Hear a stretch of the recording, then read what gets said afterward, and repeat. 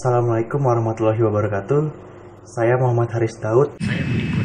Nama saya Egan Anatola Rindai. Nama saya Syafika. Nama saya Jana Alexandri Yasmin. Perkenalkan, nama saya Diego Gemilang Riana. Saya dari kelompok 2 S4C. Saya akan menjelaskan materi pendahuluan dari IMK. Oke, jadi masuk ke bagian pengertian dari interaksi manusia dan komputer. Oke, jadi interaksi. Interaksi itu merupakan komunikasi antara dua atau lebih objek yang saling mempengaruhi satu sama lain. Nah, sedangkan interaksi manusia dan komputer merupakan komunikasi dua arah antara pengguna atau user dengan sistem komputer yang saling mendukung untuk mencapai suatu tujuan tertentu.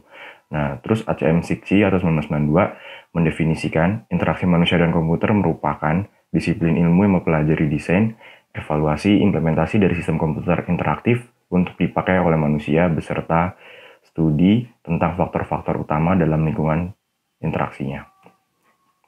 Nah, kita masuk kedua ke sejarah dari IMK. Jadi pada tahun 1950-an, sejarah interaksi manusia dan komputer dimulai pada tahun 50-an ketika komputer pertama kali diperkenalkan secara komersial. Komputer yang diperkenalkan ini sangat sulit dipakai dan tidak praktis.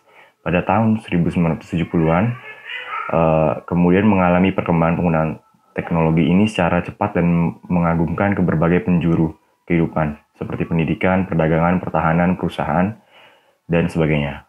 Kemajuan teknologi ini juga mempengaruhi rancangan sistem, sehingga menimbulkan isu teknik antarmuka pemakai atau user interface yang diketahui sebagai man-machine interaction, atau MMI atau interaksi manusia-mesin. Pada tahun 1980-an, para peneliti akademis mengenalkan istilah Human Computer Interaction atau HCI atau interaksi manusia dan komputer. Nah, lanjut ke evolusi antarmuka. Jadi pada tahun 1950-an, antarmuka pada level hardware untuk teknik, contohnya itu switch panel. Terus masuk ke tahun 1960 sampai 1970-an, antarmuka pada level pemrograman, contohnya COBOL, Fortran. Terus masuk ke 1970 sampai 1990-an, antarmuka pada level instruksi. Lalu pada tahun 1980-an antarmuka pada level dialog interaksi, contohnya GUI multimedia. Terus 1990-an antarmuka pada level lingkungan kerja, contoh sistem network, groupware. Lalu pada tahun 2000-an antarmuka berkembang dengan luas, contohnya menjadi mobile device, interactive screen. Next, dari masuk ke tujuan interaksi manusia dan komputer. Nah, tujuan interaksi manusia dan komputer itu pertama, menghasilkan sistem yang bermanfaat atau usable. Sistem yang dibuat memiliki manfaat dan mudah dioperasikan baik user individu maupun berkelompok. Yang kedua, fungsionalitas. Fungsi-fungsi yang ada di dalam sistem yang dibuat sesuai dengan perencanaan dan kebutuhan user. Ketiga, keamanan. Semakin meningkatnya teknologi informasi, maka faktor keamanan ini sangat penting untuk ditambahkan dalam sistem yang akan dibuat. Keempat, efektivitas dan efisiensi. Efektif dan efisien sangat berpengaruh pada produktivitas kerja dari penggunanya. Nah, lanjut lagi ke ruang lingkup interaksi manusia dan komputer. Nah, jadi di interaksi manusia dan komputer memiliki 3 komponen, yaitu manusia, komputer, dan interaksi. Di manusia merupakan pengguna atau user yang memakai komputer. User ini berbeda-beda dan memiliki karakteristik masing-masing sesuai dengan kebutuhan dan kemampuannya dalam menggunakan komputer. Komputer merupakan peralatan elektronik yang meliputi hardware, perangkat keras, dan software atau perangkat lunak. Seperti yang kita ketahui bahwa prinsip kerja komputer terdiri dari input, proses, dan output. Lalu di interaksi, komputer ini akan bekerja sesuai dengan instruksi yang diberikan oleh pengguna. User memberi perintah pada komputer, dan komputer mencetak atau menuliskan tanggapan pada layar tampilan.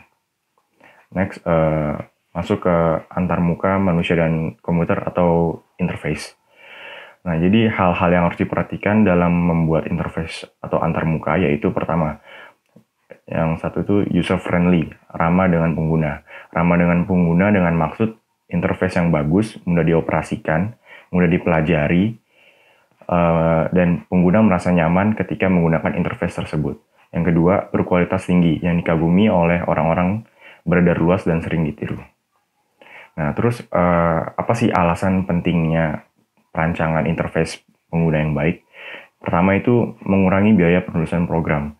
Jadi dalam pemrograman antarmuka penggunaan grafis, rata-rata 70% penulisan program berkaitan dengan antarmuka atau user interface. Kedua, mempermudah penjualan produk. Suatu produk pertama kali yang dilihat adalah tampilannya. Apabila tampilannya menarik, biasanya akan menarik minat orang untuk menggunakan aplikasi tersebut. Lalu meningkatkan kegunaan komputer pada organisasi. Dengan antarmuka atau interface yang menarik, biasanya pengguna akan tertarik untuk menggunakan suatu aplikasi komputer. Next, masuk ke dampak antarmuka pengguna yang baik. Jadi dampak dari antarmuka pengguna yang baik itu, pertama, peningkatan produktivitas, kedua, mengurangi biaya pelatihan pegawai, ketiga, mencegah pengambil alih pegawai, keempat, kepuasan pengguna, kelima, produksi hasil dengan kualitas yang lebih baik. Next, masuk ke penyebab adanya antarmuka yang kurang baik. Pertama, perkembangan teknologi yang sangat cepat. Kedua, kurangnya pendidikan atau pelatihan yang berkaitan dengan perancangan antarmuka. Ketiga, penyebaran pengetahuan yang diperlukan untuk merancang antarmuka pengguna yang baik. Keempat, koordinasi yang kurang baik dalam pengembangan aplikasi. Next, kita masuk ke strategi pengembangan antarmuka. Pertama itu pengetahuan tentang mekanisme fungsi manusia sebagai pengguna komputer. Kedua, berbagai informasi yang berhubungan dengan karakteristik dialog. Ketiga, penggunaan prototype yang didasarkan pada spesifikasi dialog formal yang disusun secara bersama-sama antara calon pengguna dan perancang sistem.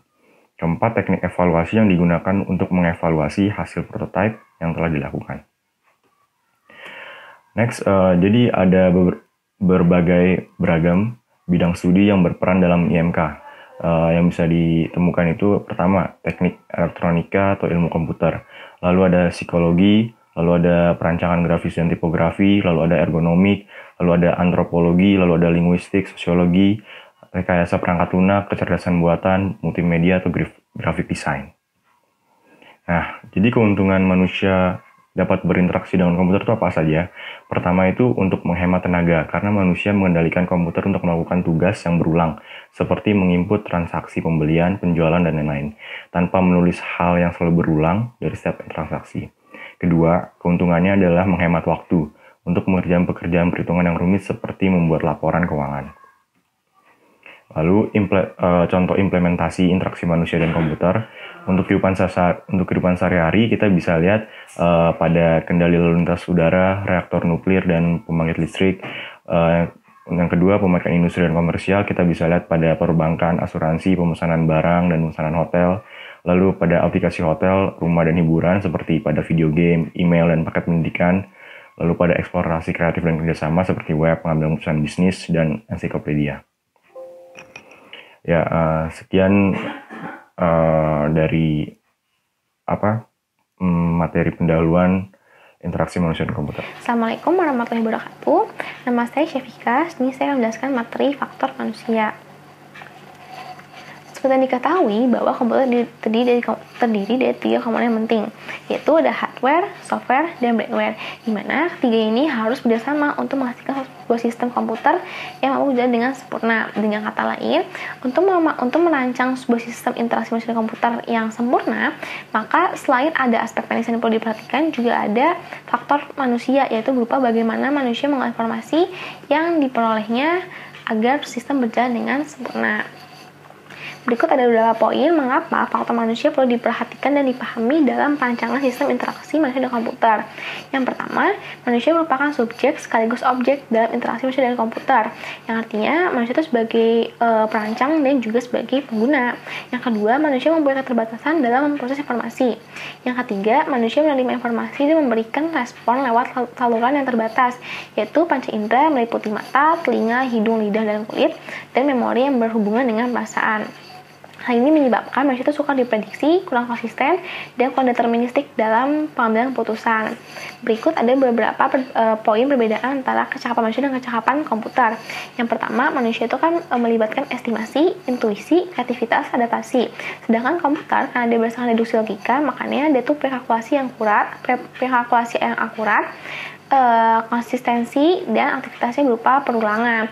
Sedangkan pada manusia dalam melakukan kegiatannya kan dikenal sebagai kesadaran serempak. Kalau komputer itu mampu melakukan kegiatan secara multitasking. Dan pada manusia itu pengolahannya abnormal atau perkecualian, sedangkan pada komputer pengolahannya rutin.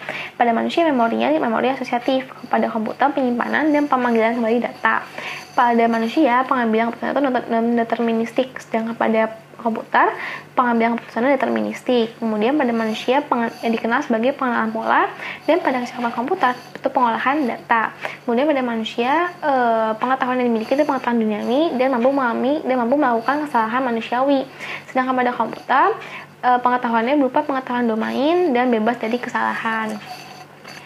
Berikut ada beberapa faktor manusia dalam IMK, yaitu ada penglihatan, pendengaran, sentuhan, pemrograman sistem pengolahan, dan pengendalian motorik, di mana penglihatan, pendengaran, dan sentuhan itu sering dikenal sebagai sistem persepsi, kemudian pemodelan sistem pengolahan dikenal sebagai sistem kognitif, dan pengendalian motor dikenal sebagai sistem motorik.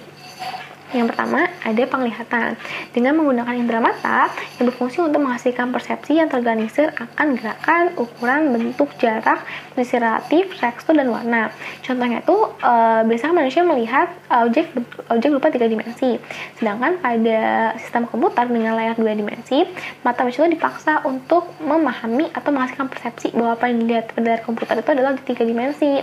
Nah, ada beberapa istilah dalam penglihatan. Yang pertama adalah luminans, yaitu banyaknya cahaya yang dipantulkan oleh permukaan objek, di mana semakin besar nilai luminans dari sebuah objek, maka semakin besar kemampuan mata untuk melihat detail atau rincian dari objek tersebut. Yang kedua, ada kontras, yaitu selisih antara luminans objek dengan latar belakangnya. Nilai ini bisa positif ataupun negatif. Kalau negatif, itu objeknya makin gak nampak. Yang ketiga ada kecerahan, yaitu tanggapan subjektif pada cahaya. Ini sebenarnya nggak ada kaitannya antara luminans sama kontras, cuman luminans itu berimplikasi pada kecerahan. Yang keempat ada sudut dan ketajaman penglihatan. Sudut penglihatan atau visual angle merupakan sudut yang dibentuk antara objek dengan mata. Sedangkan ketajaman penglihatan atau visual acuity merupakan sudut penglihatan minimum ketika mata masih dapat melihat sebuah objek dengan jelas. Yang kelima ada medan penglihatan, yaitu sudut yang dibentuk ketika mata bergerak ke kiri atau ke kanan dalam sudut pandang yang terjauh atau sudut pandang maksimumnya. Itu jadi 4 daerah. Daerah pertama binokuler, daerah kedua monokuler kiri, daerah ketiga monokuler kanan, dan daerah keempat ada daerah buta. Selanjutnya yang keenam, yang terakhir adalah warna, yaitu hasil dari cahaya yang terbentuk dari hue atau corak, intensity atau intensitas, dan saturation atau kejenuhan. Berikut adalah tabel perpaduan yang terbaik yang dapat digunakan. Ya, contohnya pada latar belakang warna putih, warna yang dapat digunakan pada garis tipis dan teksnya adalah warna biru, hitam, atau merah. Sedangkan pada garis tebal dan teks dapat menggunakan warna hitam, biru, dan merah. Nah, berikut ini ada beberapa panduan yang dapat diterapkan untuk menghasilkan perpaduan warna yang baik. Yang pertama, hindari penggunaan warna tajam secara simultan karena mampu menyebabkan mata kelelahan, terutama pada orang yang usia lanjut. Yang kedua, hindari warna biru murni untuk teks garis tipis dan bentuk yang sangat kecil karena mata tuh nggak disiapkan atau nggak difungsikan untuk melihat rincian objek dalam panjang gelombang yang pendek.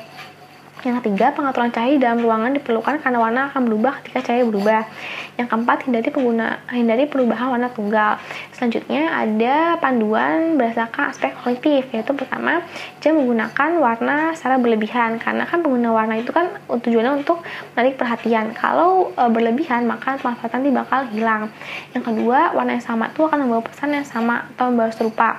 Yang ketiga, kecerahan dan saturasi akan menarik perhatian. Yang keempat, urutkan warna sesuai dengan posisi spektralnya. Yang kedua adalah pendengaran. Dengan organ telinga, manusia mampu mendeteksi berbagai macam suara dari 20 Hz sampai 20 kHz. Namun ini berbeda-beda tergantung faktor usia dan faktor kesehatan yang mendengar. Selain dalam satuan Hertz juga dapat dinyatakan dalam satuan desibel, yaitu manusia mampu mendengar suara minimal 20 desibel, yaitu setara dengan suara bisikan. Kalau suara bicara seperti ini biasanya itu antara 50 sampai 70 desibel, dan suara yang diklasifikasikan sebagai kebisingan itu lebih dari 90 desibel. Kalau yang dapat menyebabkan kerusakan telinga itu lebih dari 140 desibel. Sebenarnya kerusakan telinga itu juga dipengaruhi oleh lamanya terpapar kebisingan. Biasanya itu bisa menyebabkan tuli sebagian ataupun tuli total. Yang ketiga ada faktor sentuhan, yaitu berupa pemberian umpan balik atas lingkungan dan juga indera kunci bagi mereka yang memiliki kekurangan ataupun keterbatasan pada penglihatan. Sensitivitas sentuhan lebih dikaitkan dengan aspek ergonomis dalam sebuah sistem. Sentuhan merupakan satu stimulus yang diterima melalui kulit, yaitu ada mekanoseptor, termoreseptor, dan nosioreseptor. Cuman pada manusia ini yang dipelajari itu adalah mekanoseptor. Yang keempat adalah pemodelan sistem pengolahan. Pengolahan komputer akan dipantau sensor dan diri pengguna untuk diteruskan ke sistem pengolahan kognitif yang akan keluar sebagai tanggapan pengguna sesuai dengan apa yang ingin lihat. Jadi sama dengan komputer, manusia pun juga punya sistem pengolahan. Kalau komputer itu kan dia ada peranti input, nanti masuk ke prosesor dan bakal dikeluarkan melalui peranti output. Kalau manusia itu melalui pemrosesan persepsi, kemudian masuk ke pemrosesan kognitif, yaitu dia nanti bakal melalui aktivitas kognitif.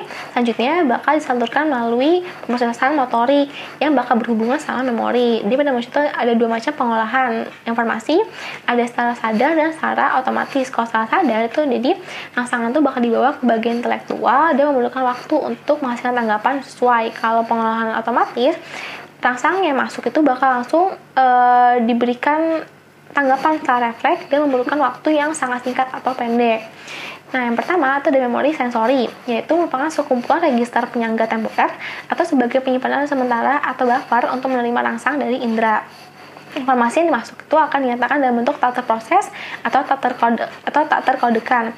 Kemudian informasi yang disimpan dalam bentuk fisik dan bukan dalam bentuk simbolik. Isi memori selalu diperbarui setiap kali ada rangsang yang masuk. Terdapat 3 saluran penyaring, yaitu ada ikonik, yaitu menerima rangsang penglihatan atau visual, ada echoic untuk menerima rangsang suara, dan ada haptic yang menerima rangsang sentuhan. Kemudian ada memori jangka pendek, yaitu berupa penyimpanan temporer yang digunakan untuk menyimpan informasi yang hanya dibutuhkan sesaat. Dan informasi yang masuk itu dinyatakan dalam bentuk terkodekan, bukan bentuk fisik, sehingga disebut sebagai working memory, dan kapasitasnya itu adalah terbatas atau kecil. Yang terakhir, memori jangka panjang. Informasi yang masuk itu akan melalui serangkaian proses belajar atau proses bawah sadar dan jadi berulang-ulang. Kemudian basis matik dan diakses secara asosiatif. Sifat penyimpanannya sukar dilupakan. Penyimpanan informasi dalam jangka waktu lama menyimpan seluruh pengetahuan, fakta informasi, pengalaman, urutan perilaku, dan segala sesuatu yang diketahui. Kapasitasnya besar atau nggak terbatas, dan kecepatannya tuh lebih lambat sih, 1/10 detik. Dan proses penghilangannya pelan. Faktor yang terakhir adalah pengendalian motorik. Jadi motorik itu merupakan penanganan aksi atas aktivitas kognitif dari sistem persepsi. Nah, jadi pada motorik manusia itu kan ada pada 2 tangan yang terdiri 10 jari, 2 kaki, dan 1 suara. Pengendalian motorik ini tuh dapat dilatih untuk mencapai taraf kemampuan tertentu. Waktu reaksi dan waktu gerak menjadi pertimbangan untuk mendesain sistem interaktif, terutama hal-hal yang melibatkan pemindahan target berupa button, menu, dan icon. Pengendalian motorik itu dapat dilatih untuk mencapai taraf tertentu seperti mengetik 10 jari dengan kecepatan 1000 huruf per menit. Sekian materi yang saya sampaikan, kurang lebih mohon maaf. Wassalamualaikum warahmatullahi wabarakatuh. Perkenalkan, nama saya Egan Anatola Rindai. Saya dari kelompok 2. Di sini saya akan menjelaskan tentang ragam dialog. Nah, di sini ada definisi dari ragam dialog. Apa sih ragam dialog itu? Nah, jadi ragam dialog itu adalah sebuah pertukaran instruksi dan informasi yang mengambil tempat antara user dan sistem komputer. Nah, tujuan dari ragam dialog itu untuk mendapatkan satu kriteria yang sangat penting dalam pengoperasian sebuah program aplikasi, yaitu aspek ramah pengguna, jadi user friendly dan mudah digunakan. Itu tujuannya dari ragam dialog. Kemudian di sini ada aturan dalam perancangan dialog. Nah, aturan itu ada beberapa aturan. Di sini saya akan jelaskan sedikit. Pegang teguh konsistensi. Maksudnya pegang teguh konsistensi itu, maksudnya dari pegang teguh konsistensi adalah informasi itu disusun dalam formulir-formulir, nama-nama, dan susunan menu berbasis icon, sehingga semuanya harus konsisten. Jika konsisten akan memudahkan user untuk menghafalnya. Kemudian sediakan shortcut aktif. Kemudian sediakan shortcut bagi pengguna aktif. Nah, shortcut key dapat mereduksi jumlah interaksi untuk tugas yang diberikan. Dengan shortcut ini, user akan lebih mudah melaksanakan kerjaannya dan lebih produktif. Kemudian sediakan feedback yang informatif. Setiap aksi dari user harus ada feedback dari komputer untuk menunjukkan hasil dari aksi tersebut. Sediakan juga error handling yang mudah. Nah, misalnya tuh kayak pesan error yang harus dinyatakan secara jelas bagaimana kesalahannya dan menerangkan bagaimana kesalahan tersebut bisa terjadi. Kemudian, izinkan pembatalan aksi. Jadi, user itu ketika sudah melakukan aktivitas melakukan suatu aksi, dia dapat melambatkannya dan mengembalikan ke kondisi sebelumnya dengan mudah. Kemudian sediakan fasilitas bantuan. Nah, user yang tidak berpengalaman ketika mengalami kesulitan dalam mengeksplorasi sistem juga perlu mendapat pertolongan yang mudah dan sederhana. Nah, fasilitas help ini diperlukan untuk membantu mereka sehingga user friendly. Dan kurangi juga muatan short term memory karena rata-rata orang mempunyai keterbatasan sendiri dalam short term memorinya. Nah, sifat dari ragam dialog yaitu yang pertama ada inisiatif. Inisiatif dapat menentukan tipe-tipe pengguna yang dituju oleh sistem yang dibangun.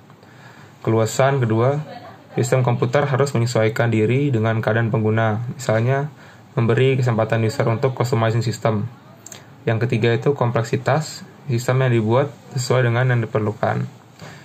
Yaitu kemudian kekuatan. Kekuatan itu merupakan jumlah kerja yang dapat dilakukan oleh sistem untuk setiap perintah yang diberikan oleh user tersebut. Nah, beban informasi, kemudian itu penyajian informasi harus disesuaikan dengan kebutuhan dari pengguna. Yang keenam, efisiensi. Nah, efisiensi ini sangat penting jika berpengaruh pada waktu tanggap dan laju penampilan sistem. Yang ketujuh, konsistensi. Perintah harus mempunyai sintaksis yang terstandarisasi. Yang delapan, umpan balik, yaitu feedback. Setiap aksi dari user harus menghasilkan satu respon yang dapat diterima dengan baik oleh user. Yang kesembilan, observasibilitas, yaitu sistem fungsi secara benar dan nampak sederhana, meskipun pengolahan internalnya sangat rumit. Yang ke-10, kontrolabilitas. Sistem selalu berada di bawah kontrol pengguna. Yang ke-11, keseimbangan. Dalam merancang sistem, hendaknya mengetahui kemampuan antara manusia dan komputer. Kemudian ada beberapa kategori ragam dialog. Yang pertama ini, dialog berbasis perintah tunggal, yaitu CMD. Perintah tunggal dapat dioperasikan biasanya tergantung dari sistem komputer yang dipakai, dan berada dalam domain yang disebut dengan bahasa perintah, atau CMD, Command Language. Nah, keuntungannya itu di sini luas, inisiatif untuk pengguna, nyaman, terus memberdayakan user sehingga lebih cepat, efisien, dan akurat. Dan kekurangannya itu membutuhkan pelatihan yang lama karena interface-nya kurang menarik dan beban ingatan yang tinggi, jelek dalam menangani kesalahan. Kemudian kategori ragam dialog yang berbasis bahasa pemrograman. Dialog berbasis pemrograman merupakan ragam dialog yang memungkinkan pengguna untuk mengemas sejumlah perintah dalam suatu berkas yang sering disebut batch file. Perintah yang dituliskan tidak harus menggunakan salah satu bahasa pemrograman, baik rendah maupun aras tinggi, seperti assembler, Pascal, dan lain-lain. Terus dialog berbasis alami. Dialog berbasis bahasa alami merupakan dialog yang menggunakan bahasa yang mudah digunakan oleh manusia. Contohnya kayak cetak data mahasiswa yang memiliki IPK lebih dari 3 gitu. Kemudian bahasa tersebut diterjemahkan ke dalam instruksi yang ekuivalen yang bisa dimengerti oleh komputer seperti Turbo Pascal.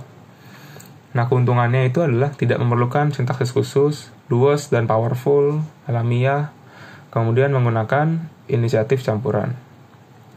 Nah, kekurangannya itu dia mempunyai dualisme, bertele-tele dan tidak jelas, terus perancangan perangkat lunak yang rumit dan tidak efisien.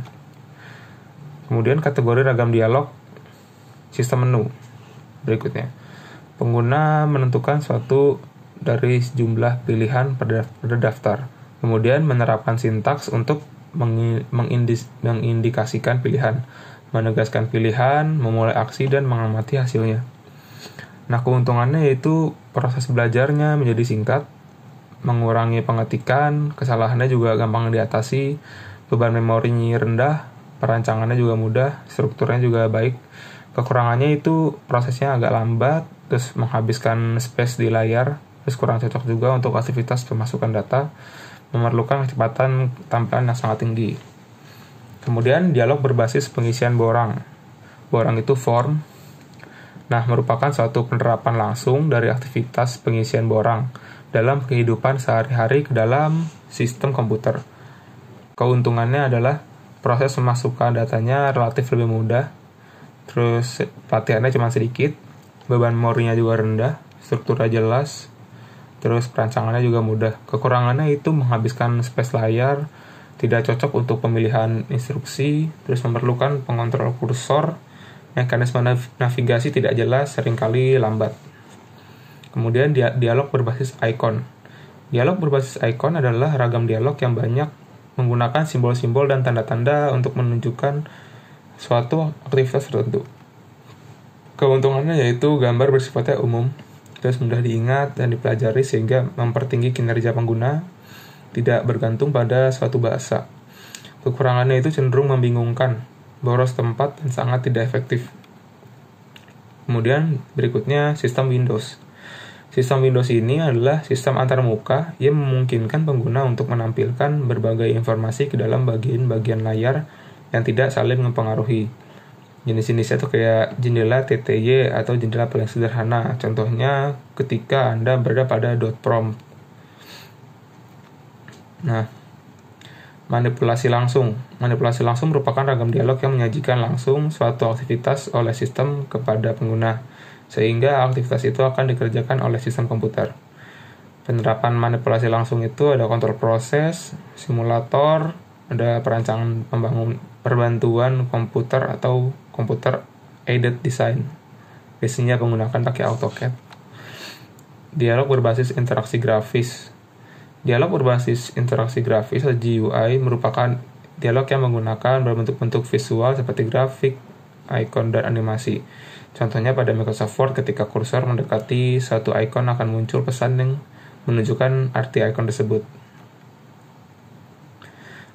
Ya, sekian presentasi dari saya mengenai materi ragam dialog mata kuliah interaksi manusia dan komputer. Saya Muhammad Haris Daud. Saya ingin memberikan materi atau menjelaskan materi tentang perancangan tampilan. Interface atau antarmuka merupakan mekanisme komunikasi antara pengguna dengan sistem. Antarmuka dapat menerima informasi dari pengguna user dan memberikan informasi kepada pengguna untuk membantu mengarahkan alur penelusuran masalah sampai ditemukan suatu solusi. Nah, di sini ada juga kriteria dari interface. Yang pertama tuh interface itu harus mudah digunakan. Yang kedua tuh interaktif. Ketiga komunikatif. Tampilannya harus menarik dan user friendly atau mudah digunakan dan tidak membosankan.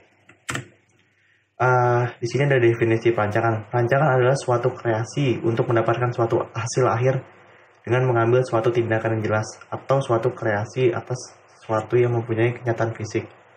Perancangan merupakan proses menuangkan ide dan gagasan berdasarkan teori-teori yang mendukung. Ini cara pendekatan dalam merancang. Tampilan dapat ditentukan berdasarkan pengelompokan program aplikasi. Pengelompokan ini didasarkan pada perbedaan calon pengguna sebagai berikut. Yang pertama tuh ada program aplikasi untuk keperluan khusus dengan pengguna yang khusus pula. Ini disebut special purpose software. Yang kedua ada program aplikasi yang akan digunakan oleh banyak pengguna. Itu general purpose software. Berikut cara pendekatannya itu pada program aplikasi untuk keperluan khusus, cara pendekatan dapat dilakukan dengan user-centered design approach. Pendekatan secara user-centered design ini adalah perancangan antarmuka yang melibatkan pengguna. Pelibatan pengguna di sini tidak diartikan bahwa pengguna harus ikut memikirkan bagaimana implementasinya nanti, tetapi pengguna diajak untuk aktif berpendapat ketika merancang antarmuka sedang menggambar wajah antarmuka. Dengan kata lain, perancang dan pengguna duduk bersama sama-sama merancang wajah interface yang diinginkan oleh pengguna. Pengguna menyampaikan keinginannya sementara perancang menggambar keinginan pengguna tersebut sambil menjelaskan keuntungannya.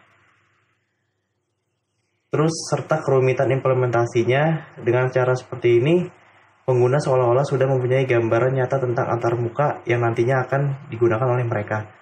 Program aplikasi untuk keperluan khusus, misalnya program aplikasi untuk inventory gudang, pengelolaan data, atau data akademis mahasiswa, pelayanan reservasi hotel, dan program aplikasi serupa.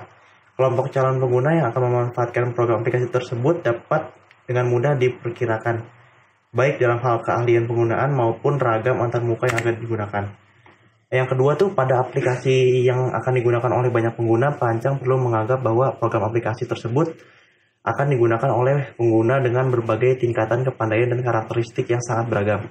Kata kunci dalam pembuatan modul antarmuka untuk program aplikasi yang akan digunakan oleh banyak pengguna adalah dengan melakukan customization. Customization itu memungkinkan pengguna dapat menggunakan program aplikasi dengan tampilan antarmuka yang sesuai dengan selera masing-masing pengguna. Contohnya, itu ada pengaturan desktop pada Microsoft Windows. Dengan adanya kemampuan ini, pengguna dapat memilih sendiri warna desktop yang ingin digunakan. Ini ada prinsip dan petunjuk perancangan. Ada 4. Yang pertama itu model pengguna. Dasar dalam perancangan model konseptual yang diinginkan oleh pengguna dalam memanipulasi informasi dan proses yang ia aplikasikan pada informasi tersebut. Terus yang kedua ada bahasa perintah. Piranti yang digunakan untuk memanipulasi model yang diinginkan oleh pengguna, atau biasanya disebut command language. Yang ketiga tuh ada umpan balik, kemampuan sebuah program yang membantu pengguna untuk mengoperasikan program itu sendiri. Beberapa bentuk umpan balik terutama ditujukan kepada pengguna yang belum berpengalaman dalam menjalankan program aplikasi itu. Yang keempat, penampilan informasi. Komponen yang digunakan untuk menunjukkan status informasi atau program ketika pengguna melakukan suatu tindakan. Pada bagian ini, desainer harus menampilkan pesan-pesan tersebut seefektif mungkin, sehingga dapat mudah dipahami oleh penggunanya. Urutan perancangan.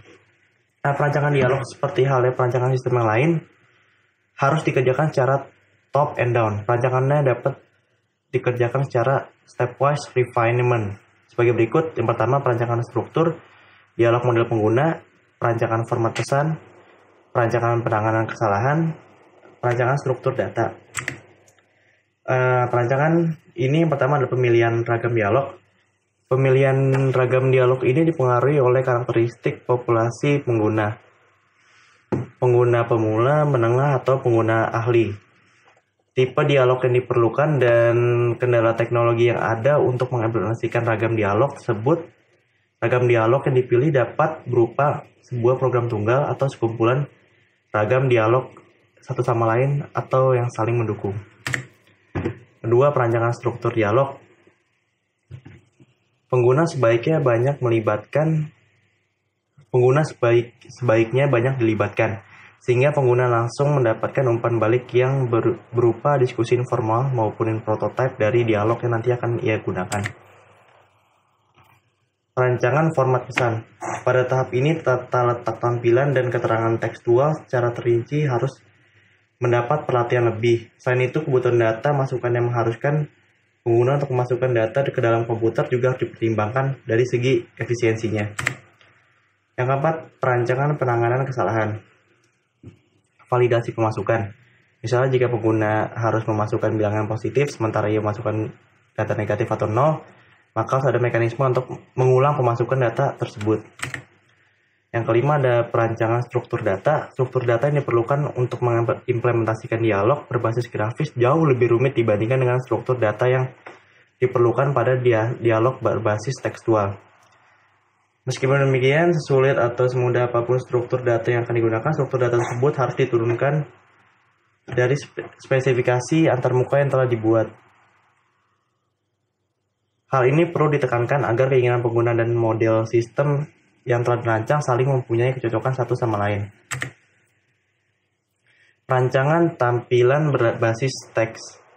Pada perancangan tampilan antarmuka berbasis teks ada 6 faktor yang harus dipertimbangkan agar diperoleh tata letak tampilan yang berkualitas tinggi. Sebagai berikut. Yang pertama ada urutan penyajian. Disesuaikan dengan model pengguna yang telah disusun. Biasanya berdasarkan kesepakatan antar calon pengguna tentang urutan tampilan yang akan digunakan. Terus ada kelonggaran. Penyusutan tata letak yang tidak mengindahkan estetika akan mempersulit pengguna dalam pencarian suatu teks. Ketiga ada pengelompokan. Data yang berkaitan sebaiknya dikelompokkan. 4 ada relevansi. Tampilan hanya pesan-pesan yang relevan sesuai topik. 5 konsistensi. Rancang harus konsisten dalam menggunakan ruang tampilan yang tersedia. Terus ada kesederhanaan, cari cara yang paling mudah untuk menyajikan informasi yang dapat dipahami oleh penggunanya nantinya. Perancangan tampilan berbasis grafis. Dengan antarmuka berbasis grafis, berbagai kemudahan dalam hal pengontrolan format tampilan dapat dikerjakan dengan lebih mudah dan fleksibel. Tampilan dapat semakin dirasakan oleh perancang tampilan maupun penggunanya. Di sisi lain, kita harus memperhatikan beberapa kendala dalam penerapan antarmuka berbasis grafis ini. Antara lain adalah waktu tanggap, kecepatan tampilan, dan tipe tampilan. Perancangan tampilan berbasis teks. Ini 5 faktor yang perlu diperhatikan pada saat kita sedang merancang antarmuka berbasis grafis. Yaitu yang pertama, ilusi pada objek-objek yang dapat dimanipulasi. Perancangan antarmuka berbasis grafis efektif harus melibatkan 3 komponen, yaitu gunakan kumpulan objek yang disesuaikan dengan aplikasi yang akan dibuat. Yang kedua, penampilan objek-objek grafis harus dilakukan dengan keyakinan bahwa ia akan mudah dipengerti oleh calon penggunanya. Yang ketiga adalah gunakan mekanisme yang konsisten dalam memanipulasi objek yang akan muncul di layar. Yang kedua, urutan visual dan fokus pengguna. Antarmuka dapat digunakan untuk menarik perhatian pengguna antara lain dengan membuat suatu objek berkedip, menggunakan warna tertentu untuk objek-objek tertentu, serta menjadikan suatu animasi agar terlihat lebih menarik. Terus ketiga, kosakata grafis yang konsisten dan sesuai. Penggunaan simbol-simbol objek atau ikon memang tidak ada standarnya, dan biasakan disesuaikan dengan kreativitas perancang interface tersebut. Struktur internal. Pada pengelolaan kata, kita seringkali harus menulis beberapa kata yang berbeda dengan kata-kata yang lain. Misalnya sekelompok kata yang ditebalkan, dimiringkan, diberi garis bawah. Pada salah satu pengelola kata, kita dapat melihat apa yang disebut dengan reveal code, yakni tanda khusus yang digunakan untuk menunjukkan adanya perbedaan font style. Reveal code ini tidak akan ikuti cetak, tetapi digunakan untuk menunjukkan kepada pengguna antara lain tentang font style yang digunakan, batas kiri, batas kanan, dan halaman teks, serta informasi yang lain. Yang kelima, ada kesesuaian dengan media. Karakteristik khusus dari layar tampilan yang digunakan akan mempunyai pengaruh besar terhadap keindahan wajah antarmuka yang akan ditampilkan. Waktu tanggap. Waktu tanggap yang diinginkan user itu adalah waktu tanggap yang singkat-singkatnya. Selain itu, waktu tanggap yang berbeda dapat mempengaruhi konsentrasi pengguna, yang ada gilirannya akan mempengaruhi kinerja pengguna. Waktu tanggap yang paling lama tuh di atas 14 detik akan menyebabkan perhatian pengguna terpecah ke aktivitas lain, sehingga ia cenderung melakukan aktivitas lain sampai sistem menyelesaikan apa yang harus ia kerjakan. Pada beberapa aplikasi yang memerlukan aktivitas interaktif, misalnya pemilihan menu, pengisian borang atau form, dan pemberian perintah, waktu tanggap kurang dari 2 detik dianggap cukup memadai. Tapi ada sistem yang memerlukan waktu tanggap seketika, misalnya pemasukan karakter demi karakter lewat keyboard atau pergerakan kursor mouse. Penanganan kesalahan. Penanganan kesalahan yang tepat biasanya dilakukan dengan memberikan pesan umpan balik kepada pengguna akan keadaan eksekusi program saat itu. Kesalahan pada program dapat disebabkan oleh 2 hal. Pertama, kesalahan sintaktis yang bisa dideteksi compiler, dan kedua, kesalahan logika ketika program itu dijalankan, atau biasa disebut runtime error atau fatal error. Assalamualaikum warahmatullahi wabarakatuh. Nama saya Jana Alexandri Yasmin dari kelompok 2, dan di sini saya akan sedikit membahas tentang desain input. Nah, yang akan saya bahas itu ada konsep dan petunjuk desain input, lalu ada kontrol GUI dalam desain input, dan yang terakhir adalah proses desain input. Oke, yang pertama saya akan membahas tentang konsep dan petunjuk desain input. Nah, desain input ini sendiri nggak pernah lepas dari yang namanya antarmuka atau interface, yang merupakan mekanisme komunikasi antara pengguna atau user dengan sistem yang biasanya adalah merupakan komputer. Nah, dibutuhkan desain input yang mampu menjamin kualitas, akurasi, dan ketepatan waktu, serta menyeleksi input yang hanya mampu menerima input bukan sampah, agar menghasilkan output yang berkualitas.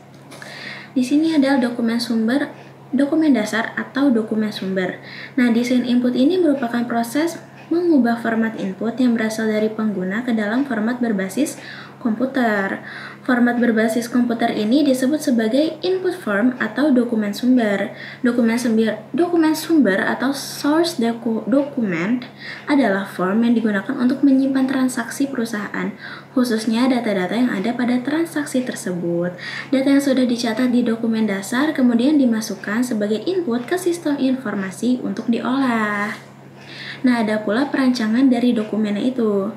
Nah, yaitu perancangan dokumen itu kan sangat membantu dalam penanganan arus data. Seperti yang pertama itu ada menunjukkan macam dari data yang harus dikumpulkan dan ditangkap. Lalu yang kedua ada memungkinkan data dapat dicatat dengan jelas, konsisten, dan akurat. Lalu yang ketiga ada mendorong lengkapnya data karena data yang dibutuhkan disebutkan satu per satu. Lalu yang keempat ada bertindak sebagai pendistribusian data karena sejumlah tebusan dari formulir tersebut dapat diberikan kepada individu atau departemen-departemen yang membutuhkannya. Yang kelima, ada membantu dalam pembuktian terjadinya suatu transaksi yang sah sehingga sangat berguna untuk audit trail atau pelacakan pemeriksaan.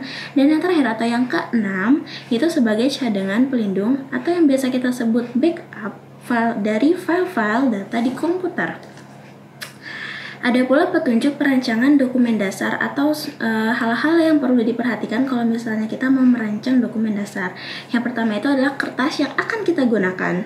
Faktor-faktor harus dipertimbangkan dalam pemilihan kertas itu lamanya dokumen sumber tersebut akan disimpan entah jangka pendek atau jangka panjang. Lalu ada penampilan dari dokumen tersebut entah colorful atau hanya hitam putih. Dan yang ketiga adalah banyaknya dan bagaimana dokumen sumber tersebut ditangani, seperti secara halus atau secara kasar, dilipat, atau dibawa-bawa oleh pemakainya. Yang keempat adalah lingkungan sekitar dokumen sumber, seperti berlemak atau kotor, panas, dingin, lembab, atau mengandung asam. Yang kelima adalah metode pengisian data dokumen sumber, entah ditulis tangan atau dicetak dengan mesin. Dan yang keenam adalah keamanan terhadap udara data yang dicatat pada dokumen sumber.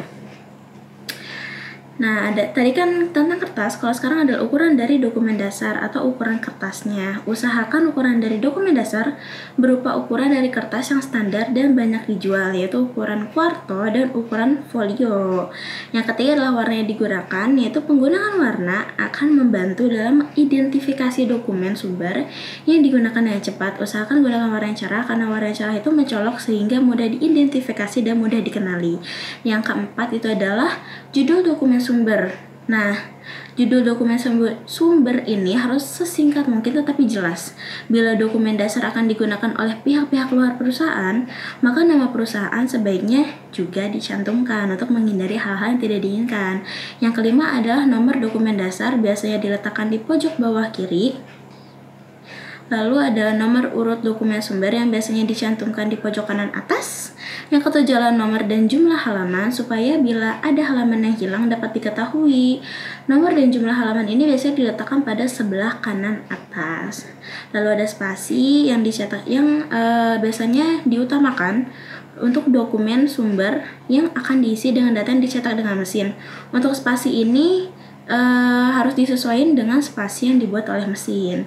Yang ke-9 adalah pembagian area, yaitu dokumen sumber harus dibentuk dengan pembagian area sedemikian rupa. Area ini meliputi area judul, area halaman, area kontrol, area organisasi, area objek, area tubuh, area berita, area otorisasi, area jumlah, dan area nomor.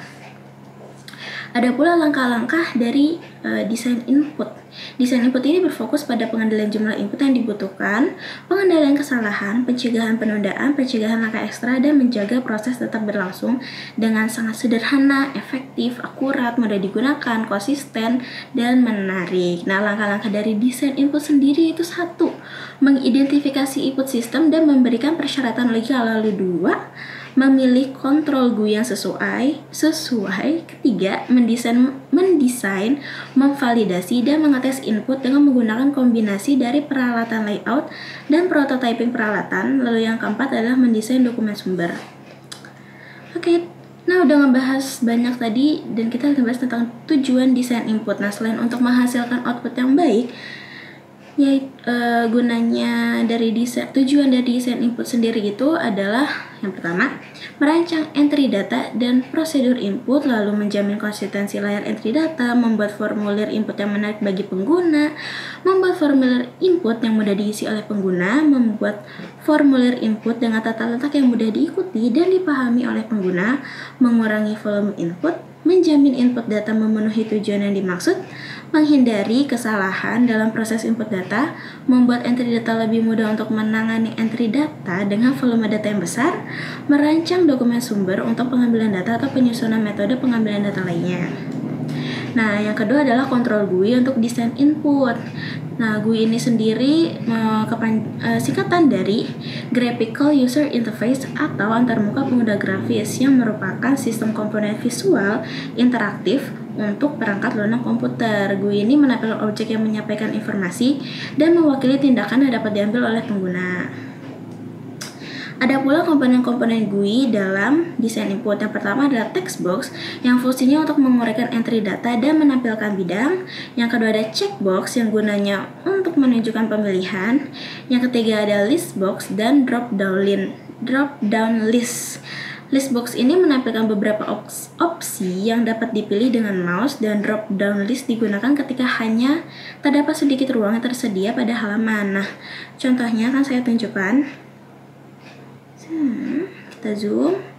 Nah, yang kuning ini namanya adalah list box, dan yang sebelah sini itu namanya drop down list. Oke, lanjut. Yang keempat adalah option button yang digunakan untuk memilih pilihan eksklusif. Nah, beda dengan checklist tadi. Kalau misalnya checklist tadi itu misal ada 5 kolom. Nah, kita bisa checklist 5-5-nya. Tapi kalau option button ini kita cuma boleh pilih salah satu kolomnya. Yang kelima ada sliders yang gunanya untuk mengubah data yang memiliki rentang nilai terus-menerus dan memberi pengguna lebih banyak kontrol saat memilih nilai. Yang keenam ada image maps yang gunanya untuk memilih nilai dalam suatu gambar. Dan yang ketujuh ada tab control dialog box. Nah, ini merupakan cara lain untuk mengatur pengguna dan menjadi bahan sistem secara efisien. Yang kedelapan ada message box, yaitu gunanya untuk memperingati pengguna dan memberi pesan umpan balik lainnya dalam dialog box, dan seringkali tumpang tindih dengan tampilan. Di sini contohnya tampilan belakangnya adalah setelan dan tampilan depannya adalah pemilihan. Kita mau milih akun Gmail mana nih, akun Gmail pertama atau akun Gmail kedua atau add account. Nah, dan untuk memilih Gmail atau set backup account-nya ini adalah merupakan message box. Dan yang terakhir atau ke-9 adalah comment button yang gunanya menunjukkan tindakan ketika pengguna memilihnya dengan mouse. Teks dipusatkan di dalam tombol yang memiliki bentuk persegi panjang. Nah, di sini contohnya adalah tombol yang ada tulisan OK-nya. Oke. Nah, yang ketiga adalah desain input. Setelah bahas banyak banget di depan, sekarang yang terakhir adalah intinya atau desain input itu sendiri gitu. Nah, desain input ini merupakan titik awal dalam proses informasi. Data input dalam sistem informasi disebut sebagai data mentah yang nantinya akan diproses untuk menghasilkan output. Oke, proses translasi format input ke dalam format yang mudah dibaca oleh komputer disebut data entry. Nah, data entry ini bertujuan untuk menghasilkan pengkodean yang efektif, pengambilan data yang efisien, pengambilan data yang efektif, dan validasi input yang efektif.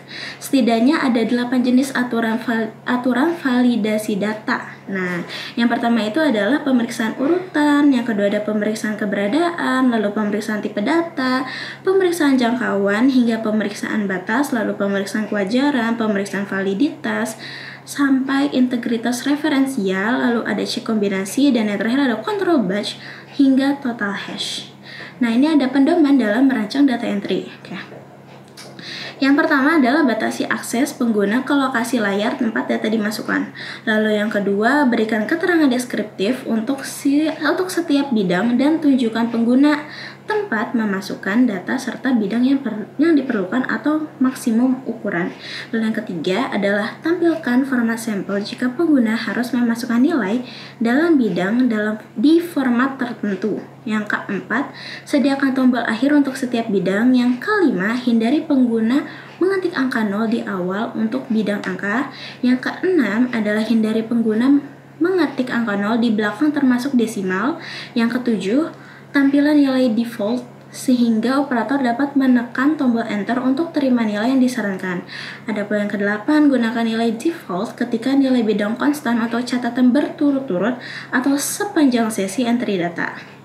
Yang kesembilan adalah tampilkan data nilai yang dapat diterima untuk bidang dan berikan pesan kesalahan yang berarti. Yang kesepuluh adalah berikan cara untuk meninggalkan layar entry data kapan saja tanpa memasukkan catatan saat ini. Yang ke-11 adalah berikan pengguna kesempatan untuk mengkonfirmasi keakuratan kemasukan data sebelum menyimpan data. Yang ke-12 adalah sediakan sarana bagi pengguna untuk berpindah antara bidang pada formulir. Lalu yang ke-13 adalah desain tata letak bentuk layar agar sesuai dengan tata letak dokumen sumber. Yang ke-14 adalah izinkan pengguna untuk menambah, mengubah, menghapus, dan melihat catatan. Dan ke-15, berikan metode yang memungkinkan pengguna secara spesifik mencari spesifik informasi. Dan yang terakhir adalah kurangi volume input. Ada pula panduan dalam mengurangi volume input. Yang pertama, masukkan data yang diperlukan saja. Yang kedua, jangan masukkan data yang dapat diambil pengguna dari file sistem atau perhitungan dari data lain. Yang ketiga, jangan memasukkan data konstan. Dan yang keempat, gunakan kode. Nah, kode yang digunakan itu harus mudah diingat, harus unik, fleksibel, efisien, konsisten, telah distandarisasi. Lalu hindari spasi dan karakter yang mirip, dan panjang kode harus sama. Kode ini digunakan untuk melacak informasi, mengklarifikasi informasi, menyembunyikan informasi, mengungkap informasi, dan meminta tindakan. Nah, ini ada beberapa contoh dari kode, itu ada 10. Yang pertama adalah kode urutan, lalu ada kode mnemonik, kode blok, kode grup, kode desimal, kode derivasi alfabet, kode klasifikasi, blok urutan kode, kode sandi, dan yang terakhir adalah kode subset digit signifikan. Pertimbangan keamanan dan privasi input. Nah, input ini dirancang sedemikian rupa sehingga memungkinkan memberikan keamanan dan kemudahan penggunaan dengan tetap mempertahankan privasi dan mempertimbangkan hal-hal sebagai berikut. Nah, yang pertama adalah tipe data apa yang harus diberikan sebagai input. Yang kedua, penyusunan atau pengkodaan data. Yang ketiga, dialog untuk membantu pengoperasian dan memberikan input. Dan yang keempat, metode untuk persiapan validasi input dan langkah-langkah yang harus diikuti ketika kesalahan terjadi.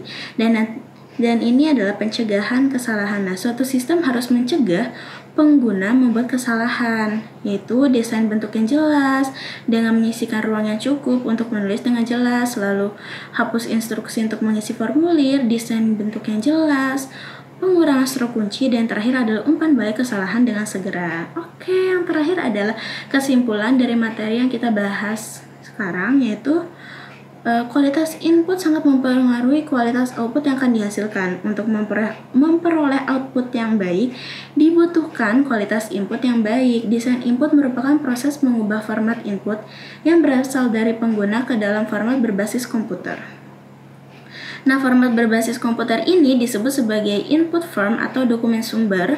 Nah, dokumen sumber atau source dokumen adalah form yang digunakan untuk menyimpan transaksi perusahaan, khususnya data-data yang ada pada transaksi tersebut. Nah, proses translasi format input ke dalam format yang mudah dibaca dan komputer disebut data entry. Lalu ada GUI atau Graphical User Interface sebagai sistem komponen visual interaktif, memiliki fitur-fitur dalam desain input yang ada text box, checkbox, list box, dan drop-down list, option button, sliders, image map tab, control box, message box, dan command button. Nah, itu dia tadi sedikit pembahasan tentang desain input. Kalau misalnya masih kurang, diharapin teman-teman masih bisa cari dari sumber-sumber lain, karena di Google juga banyak.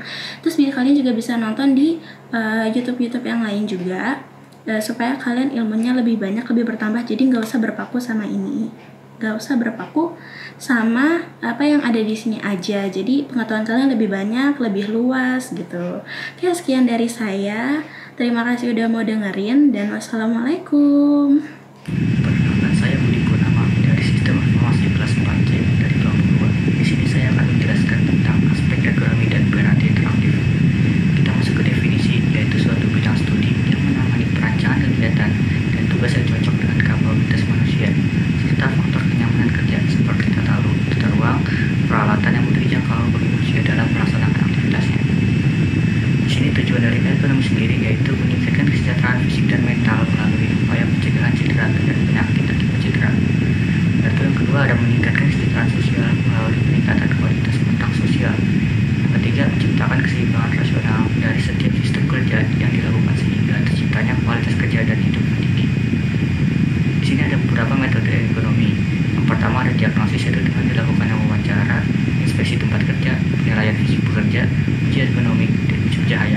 dan pengukuran lingkungan kerja lainnya.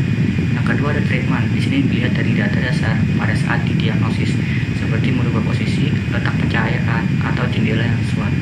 Yang ketiga ada follow up, yaitu dengan dilakukan evaluasi yang subjektif atau objektif. Kita masuk ke prinsip ekonomi. Di sini yang pertama ada penggunaan, yaitu dilihat dari produk yang dihasilkan bermanfaat bagi seseorang dalam mendukung aktivitasnya. Yang kedua ada keamanan. Produksi yang dihasilkan tidak membahayakan keselamatan maupun merugikan pemakainya. Yang ketiga ada kenyamanan. Produk yang dihasilkan mempunyai tujuan yang mendukung atau tidak mengganggu aktivitas. Yang keempat ada keluasan. Produk di sini dapat digunakan untuk kebutuhan dalam kondisi apapun. Dan yang kelima ada kekuatan. Produk di sini tahan lama serta tidak mudah rusak jika digunakan. Di sini ada beberapa aspek ekonomi. Itu yang pertama pengukuran. Di sini ilmu yang berhubungan dengan pengukuran tubuh manusia. Contohnya seperti tinggi badan. Yang kedua ada pencahayaan. Pencahayaan di sini adalah pengaturan intensitas cahaya yang ada pada ruang kerja, baik cahaya langsung maupun tidak langsung. Yang ketiga ada suhu dan kualitas udara. Suhu udara yang baik di sini yaitu sekitar 22 sampai 26 derajat Celcius dalam ruangan. Yang keempat ada gangguan suara. Gangguan suara di sini dapat menyebabkan stres. Yang kelima ada kesehatan dan keamanan kerja. Dilihat dari ketika menggunakan stasiun kerja juga dipengaruhi oleh kondisi umum kesehatan. Dan yang keenam ada kebiasaan kerja, yaitu keadaan kerja, posisi duduk, ketegangan otot, dan kebiasaan kerja dapat berpengaruh terhadap kenyamanan kerja. Di sini ada beberapa keuntungan penerapan ekonomi. Yang pertama, meningkatnya produktivitas. Yang kedua, aktivitas lebih baik karena adanya faktor kenyamanan layanan dalam melakukan pekerjaan. Yang ketiga, hasil kerja menjadi lebih baik karena sistem yang dioperasikan familiar. Yang keempat, ada efisiensi dan efektif dalam pengoperasian sistem. Di sini kita masuk ke peranti interaktif. Definisinya yaitu suatu peranti memungkinkan komunikasi antara manusia dan komputer melalui beberapa saluran komunikasi input sehingga terjadi interaksi. Peranti input sendiri yaitu di sini peranti untuk memasukkan sebuah data. Kode dari input device diterjemahkan menjadi kode yang dapat dikenali oleh komputer, yaitu bit. Kemudian data tersebut yang sudah berbentuk bit dikirim ke dalam memori. Di sini ada beberapa macam peranti input, yaitu ada keyboard QWERTY, keyboard Forward, keyboard alfabetik, dan keyboard short. Di sini yang membedakan hanya mengenai tata letak tangannya. Di sini ada peranti penunjuk dan pengambil. Pengertiannya yaitu seperti peranti interaktif yang digunakan untuk menempatkan kursor pada suatu posisi pada layar tampilan dan untuk mengambil suatu item informasi untuk dipakai buat lain. Di sini ada beberapa macam peranti penunjuk dan pengambil, yaitu mouse, joystick, trackball, trackpoint, pen. Di sini yang membedakan hanyalah bentuk fisiknya saja. Dan kita masuk ke panel sensitif sentuhan. Di sini ada panel yang berfungsi sebagai mendeteksi ada tidaknya sentuhan tangan atau alat sentuh langsung ke layar komputer. Di sini terjadi beberapa macam, yaitu ada touchscreen yang dibagi menjadi 3, yaitu resistive screen, capacitive screen, dan surface acoustic wave system. Dan yang kedua ada multi touchscreen.